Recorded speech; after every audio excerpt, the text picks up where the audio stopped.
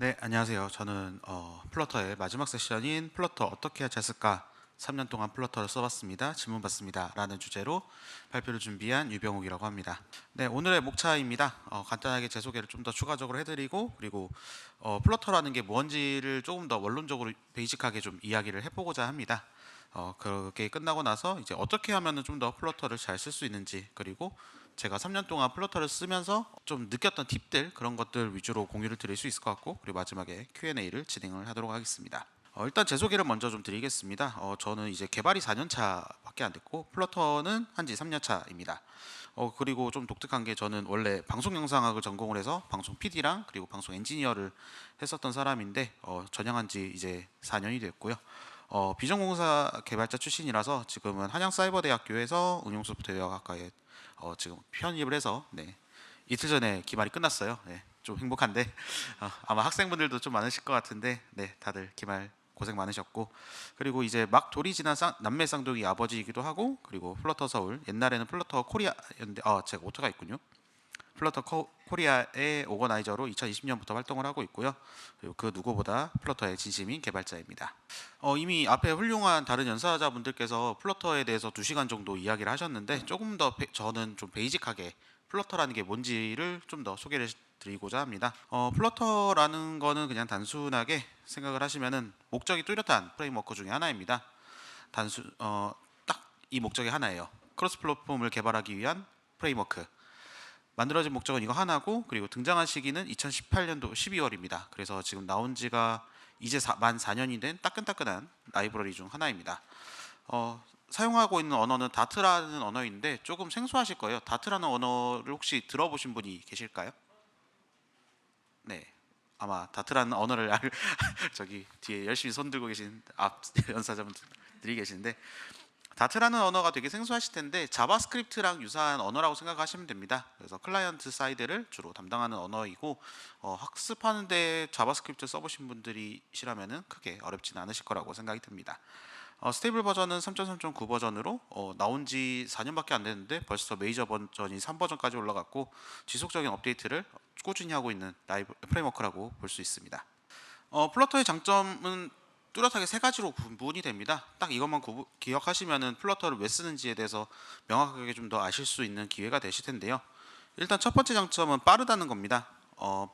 ARM CPU라든지 인텔 CPU라든지 코드가 자바스크립트가 돌아가는 것처럼 굉장히 빠르게 돌아간다는 것이 플러터의 장점이고, 그리고 모든 디바이스에서도 빠른 퍼포먼스를 자랑한다는 게 플러터의 장점 중에 하나입니다.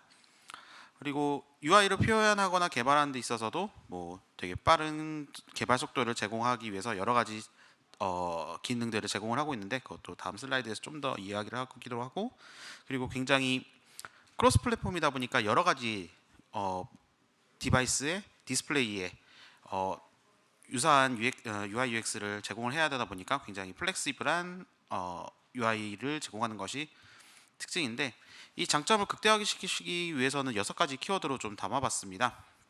일단은 굉장히 빠른 속도를 유지하기 위해서는 네이티브와 비슷한 속도로 빌드가 되어야 될 것이고요. 그리고 어떠한 플랫폼에서도 동작을 해야 된다는 플러터의 이슈가 있기 때문에 어떻게 하면은 모든 플랫폼에서도 돌아갈 수 있을지에 대한 고민도 같이 필요합니다.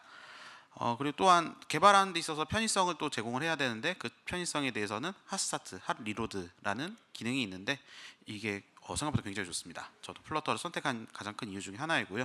그리고 선언형 UI 구조는 아까 앞서 재창님께서도 소개를 해주셨지만, 선언형 UI 구조를 통해서 좀 더 직관적인 UI 개발에 굉장히 큰 도움이 되고 있습니다. 그리고 아까 말씀드렸던 플렉시블 파트에서는 아까 말씀드렸듯이 여러 가지 디스플레이에 동일한 UI UX의 레이아웃을 구축을 해야 하다 보니까 그거에 대한 고민도 꽤 많이 필요할 것이고, 그리고 플러터는 대표적인 디자인 시스템을 모두 다 제공을 합니다. 뭐 머터리얼이라든지 쿠퍼티노, 그리고 플런트라는 디자인 시스템들을 다들 제공하고 있는데, 그거에 대해서도 뒤쪽에 좀 더 다뤄보도록 하죠. 일단 첫 번째 키워드입니다. 네이티브처럼 빌드가 되어야 된다. 그래야 속도가 굉장히 빠른 것을 자랑할 수가 있을 텐데, 아까 재창님께서 보여주셨던 플러터의 아키텍처 모델입니다. 저는 그걸 좀 더 도식화해서 설명을 드리고자 하는데요. 흔히들 말하는 조상님이 해주실 거야 같은 미리 있는 라이브러리나 아니면 엔진들을 통해서 만들어지게 되는데, 저희가 플러터로 개발을 하게 되면은 이 플러터로 만들어진 라이브러리는 어디선가 빌드가 됩니다. 그 빌드가 는 컴파일 언어이기 다트는 컴파일 언어이기 때문에 빌드가 이루어지고 그게 네이티브처럼 빠르게 작동을 하려면은 그 컴파일된 언어를 해석하고 그리고 실행하고 표현하는 엔진에 대해서 엄청난 많은 책임이나 아니면 역할들이 필요하게 될 텐데 그것을 가능하게 해주는 게 바로 스키아 엔진입니다. 스키아 엔진은 2D로 만들어진 UI들을 되게 효과적으로 뿌려주기 위해 만들어진 엔진 중에 하나이고 C랑 C++로 되어 있기 때문에 웬만한 모든 디바이스에서 네이티브에 가까운 속도로 만들어낼 수가 있습니다. 그래서 플러터로 만들어지는 모든 컴포넌트 위젯이라고 플러터에서는 하는데 이 컴포넌트들이 그려지는 스케치북 같은 게 스키아 엔진에서 이루어진다라고 생각하시면 굉장히 편하게 이해가 되실 거예요. 그래서 일반적인 안드로이드 디버거 툴이나 이런 걸로 통해서 UI를 감지하려고 하면은 안 되실 거예요. 보면은 그냥 생뚱맞은 스케치북 같은 게 하나 떠 있을 테고 그 위에서 계속 모든 것들이 이루어질 텐데 그게 바로 스키아 엔진이 별도로 돌아가서 위젯 하나하나를 별도로 그려내는 것이 플러터의 장점이다라고 생각을 해주시면 좋을 것 같습니다. 그리고 그 밑에서 이제 안드로이드든지 iOS, 윈도우, 맥, 웹 등이 이제 돌아가고 있다라고 생각하시면 플러터의 기본적인 구조는 이해가 되실 거라고 생각이 됩니다. 그리고 앞서 말씀드렸듯이 이런 스키아 엔진 덕분에 모든 플랫폼에서 사용이 가능합니다. 지금 보여드리고 있는 화면 같은 경우에는 플러터의 공식 홈페이지에서 사용 가능한 서포티드 플랫폼에 대한 정보들인데 굉장히 많습니다. 위에서부터 안드로이드, iOS, 리눅스, 맥OS, 웹만 해도 웹 브라우저가 굉장히 많죠. 크롬 브라우저라든지 뭐 파이어폭스, 사파리, 엣지 등이 굉장히 많을 거고 그리고 마지막으로 윈도우즈도 정식적으로 제공이 되기 시작하면서 스테이블하게 모두 다 사용할 수 있는 라이브러리가 됐습니다. 옛날에는 여기 채널들이 막 베타고 막 여러 가지가 되게 난잡했었는데 지금은 전부 다 제공이 가능하다로 알아두시면 좋을 것 같습니다. 그리고 이제 개발하는 데 있어서 편의성이 굉장히 중요한 대목인데 예전에 저희가 맨 처음으로 개발을 시작했을 때 스프링 백엔드로 개발을 시작했을 때 코드 하나 고칠 때마다 처음부터 다 리빌드를 새로 하고 그리고 그 빌드된 것을 활용해야 되다 보니까 그 빌드하는 데 있어서 개발하는 시간을 굉장히 많이 잡아먹었었어요. 근데 플러터에 대해서 강점을 크게 많이 느낀 것 중에 하나가 지금 GIF 파일 안을 보시면은 여기 안에 단순히 텍스트를 그 자리에서 바꾸고 핫 리로드 작업을 하게 되면은 바로 UI에 수정이 된 아이콘이나 텍스트들이 바뀌는 것을 바로바로 보실 수가 있어요. 이게 화면에서만 그렇게 보이는 거 아니냐라고 하실 수가 있는데 실질적인 개발에 있어서도 이게 작동을 합니다.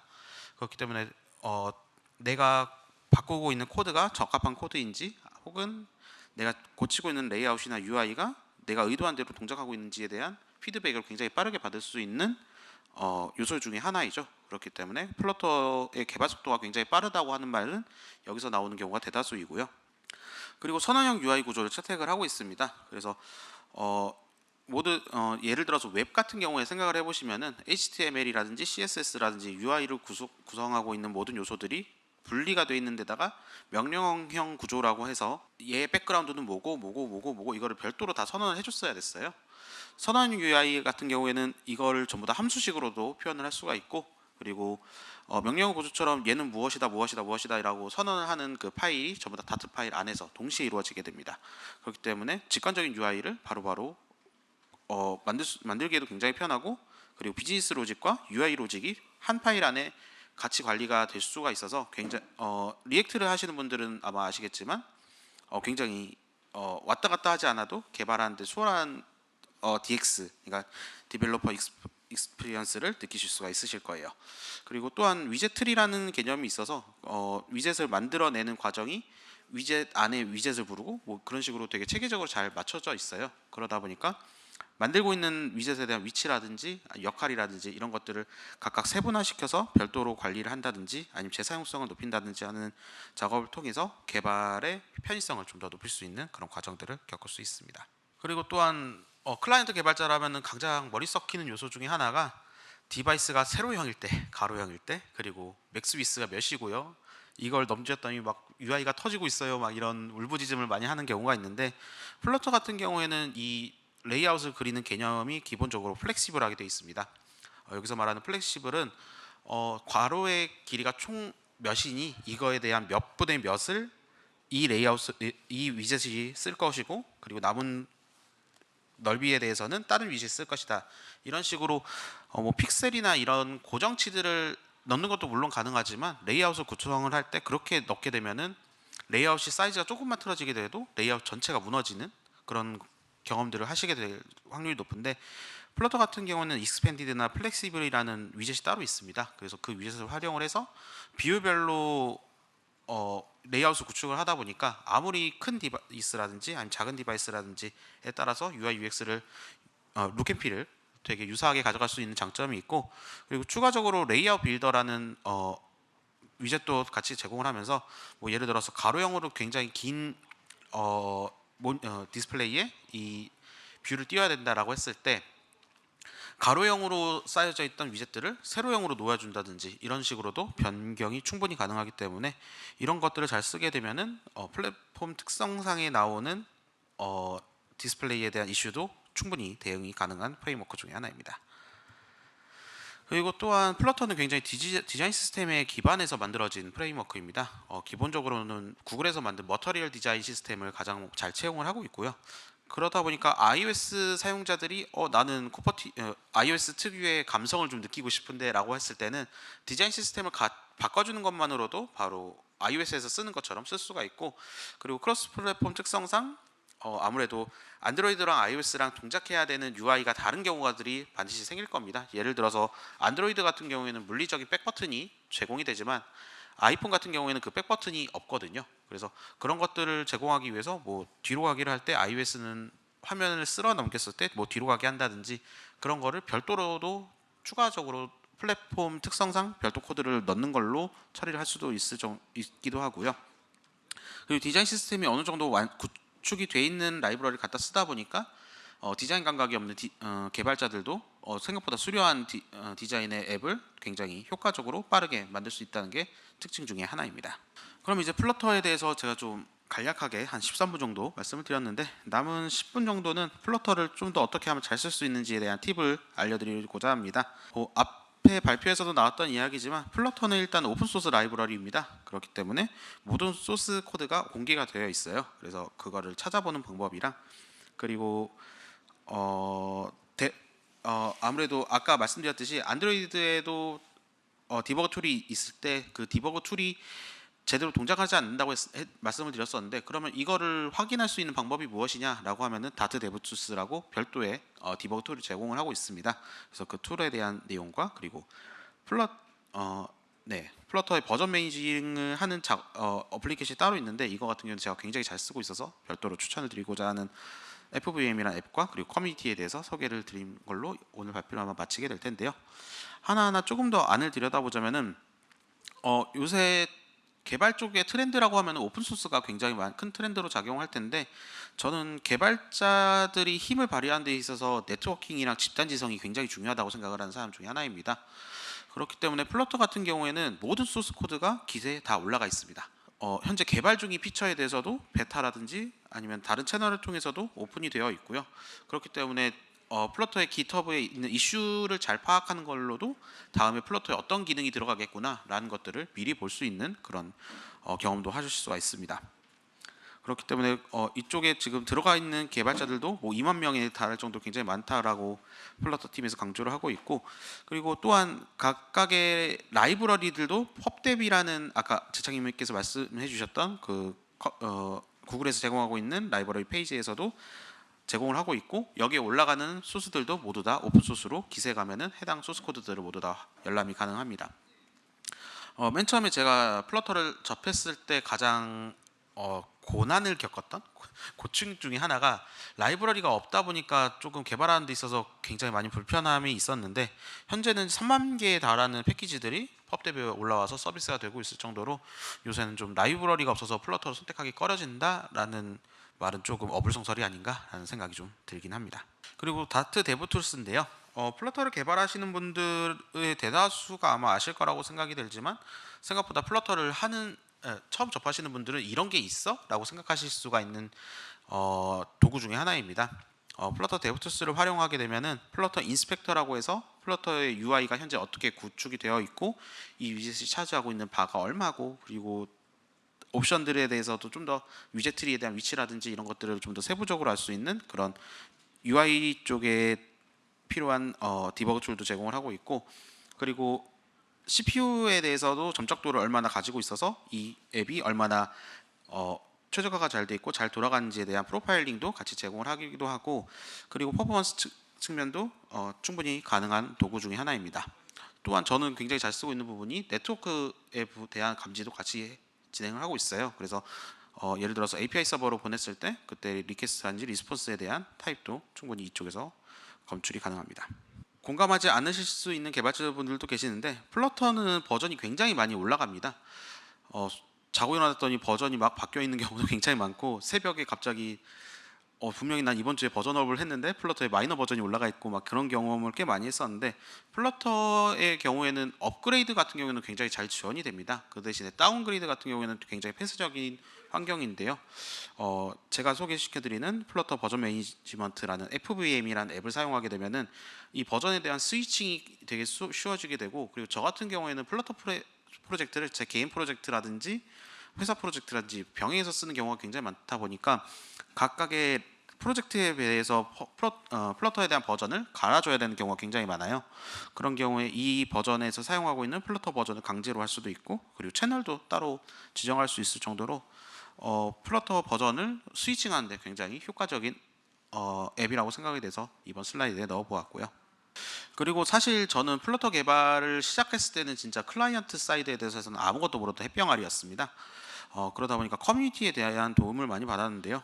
뭐 국내에도 뭐 카카오톡에 있는 단체 오픈 채팅방이라든지 페이스북에 있는 그룹스, 그리고 플러터 서울 같은 경우는 지금 디스코드에서 활동하고 있어서 디스코드를 통한 정보 수집도 굉장히 많이 이루어져 있고, 그리고 슬랙이라는 메신저를 통해서 뭐 GDG라든지 아니면은 플러터 글로벌 미덥 같은 경우에는 슬랙으로 이루어져 있어요. 그래서 각종 커뮤니티에 대한 도움을 굉장히 많이 받기도 하고, 그리고 혹시 게임 좋아하시는 분들은 레딧이라고 들어보셨을 텐데 레딧의 플러터 커뮤니티가 굉장히 거대합니다.